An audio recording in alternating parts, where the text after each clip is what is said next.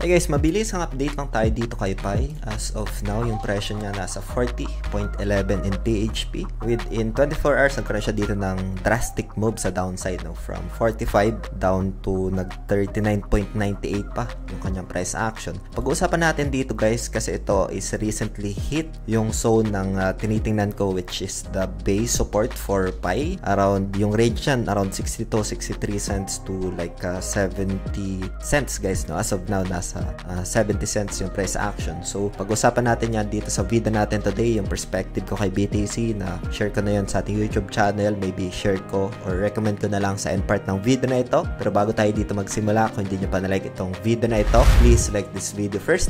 Subscribe yung YouTube channel natin, turn on the bell icon para ma-notify kayo dito sa mga updates natin na ginagawa sa ating YouTube channel guys. So recently nga nagkaroon siya dito ng retest. We keep mentioning yung downtrend move nitong si Pi.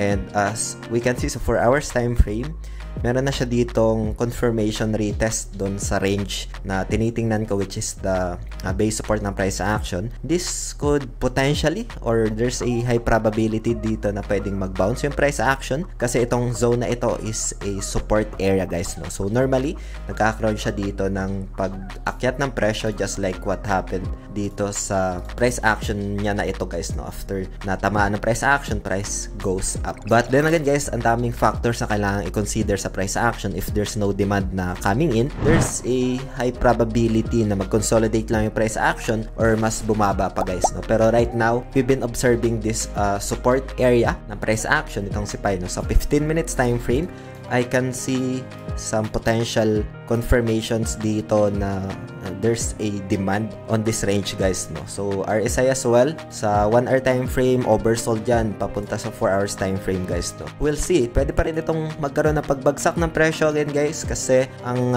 tinitingnan ko dito is yung possible retest, no? Pwede pa niyang isagat yung 63 cents to 58 cents pa, pinakamababa guys, no? Pero as of now, since this range is like part of the support zone, there's some maybe a small bounce sa area na iyan, pero I'll keep an eye na lang dito sa price action nitong si Pi guys, no? So if ever man na magkaroon ng pag-akyat ng presyo, yung previous support niya magiging resistance yan guys, no? Which is around 77 cents. If ever na malakas yung retest sa upside, 4 hours time frame to guys, no? Yung 50 EMA natin magsuserve as resistance. As we observe na takeover ng 50 EMA, yung price action nasa taas na siya, and yan yung isa sa mga tinitingnan natin na probability sa upside. Downside scenario natin, this can be retested yung 58 cents if there's no demand coming in for Pi, no? So yun, quick update lang tayo dito guys kay Pi. Meron din tayong update for the BTC price action. Ano nga ba yung tingin ko?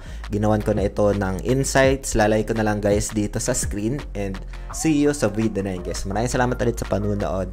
Ingat tayong lahat. Peace out. Bye for now.